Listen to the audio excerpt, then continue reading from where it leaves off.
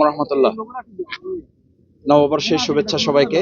যমুনা টিভিটা দাও। আপনারা সবাই জানেন যে বাংলাদেশ জামাত ইসলামী কেন্দ্র থেকে নির্দেশনার আলোকে আমাদের প্রথমে 8 দল ছিল, পরবর্তীতে এটি 10 দল।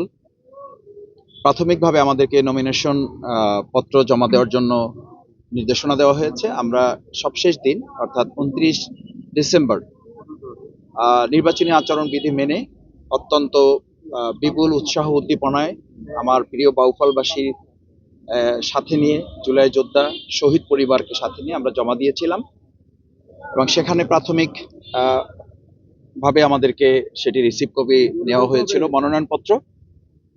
আজকে আমাদেরকে জানিয়ে দেওয়া হয়েছিল যে 1 জানুয়ারি 2026 সকাল 11টায় আমাদেরকে রিটার্নিং অফিসার পটুয়াখালী ডিসি অফিসে আমাদেরকে উপস্থিত হতে হবে।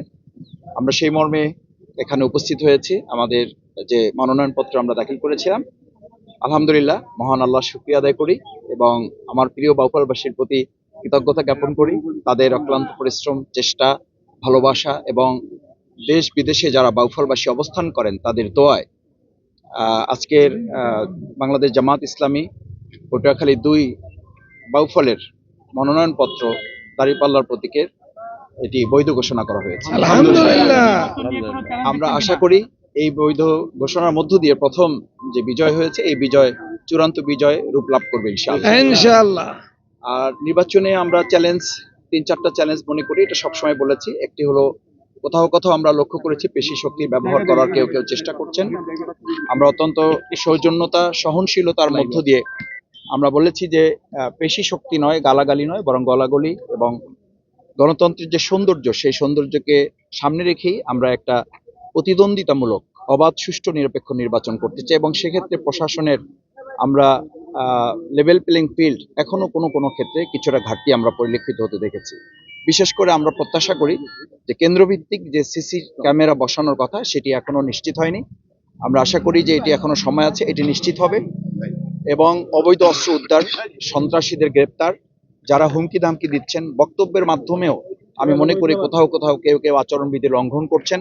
কেউ কেউ বলছেন আমাদের যারা ভোট দিতে যাবেন ভোট দিতে পারবেন, কিন্তু ভোট রক্ষা করতে পারবেন না। পরিষ্কার এই কথা ভিডিওতে আছে। আমরা সেগুলো প্রশাসনের দৃষ্টি আকর্ষণ করছি এবং আমরা আশা করব যে অত্যন্ত অবাধ, সুষ্ঠু, নিরপেক্ষ নির্বাচনের জন্য অন্তর্বর্তী সরকারের মাননীয় প্রধান উপদেষ্টা যে ঈদের উৎসব পালন করার মতো করে একটা ভোট উৎসব করার জন্য তিনি যে আহ্বান জানিয়েছেন, আমাদের প্রিয় বাউফলেও পটুয়াখালী 2 আসনে সেটি বাস্তবায়ন হবে এবং সেই লক্ষ্যে আমি আমার প্রিয় বাউফলবাসীকে অনুরোধ করব, আমরা সবাই ভোট দিতে যাব। মা বোনেরা, ভাইয়েরা, ভিন্ন ধর্মাবলম্বী সবাই আমরা ভোট দিতে যাব এবং ভোটকে একটা উৎসবে পরিণত করে আমরা সকল চ্যালেঞ্জ উত্তরণ করতে পারবো ইনশাআল্লাহ।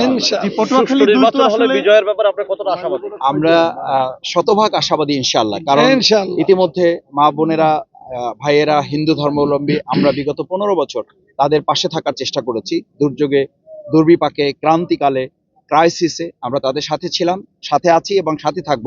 এই আস্থা আমার সম্মানিত বাউফলবাসীর মধ্যে অর্জিত হয়েছে। আমি আশা করি তারা আমাদের নির্যাতন নিপীড়ন দেখেছে। আমাকে 4.5 বছর জেলখানায় রাখা হয়েছে, আমাকে 67 দিন রিমান্ড দেওয়া হয়েছে, আমার 4র্থ সন্তানকে শহীদ করা হয়েছে। সুতরাং আমি আশা করি বাউফলবাসী, আমার এই ত্যাগ এবং কোরবানি, আমার জীবন, আমাকে গুমের শিকার হতে হয়েছে, আমাকে ক্রসফায়ারের মুখে নিয়ে আবার আল্লাহ তাআলা আমাকে ফেরত নিয়ে এসেছে। সুতরাং আমি আশা করি আমার প্রিয় এবং সম্মানিত বাউফলবাসী, আমি তাদের সাথে থেকেছি।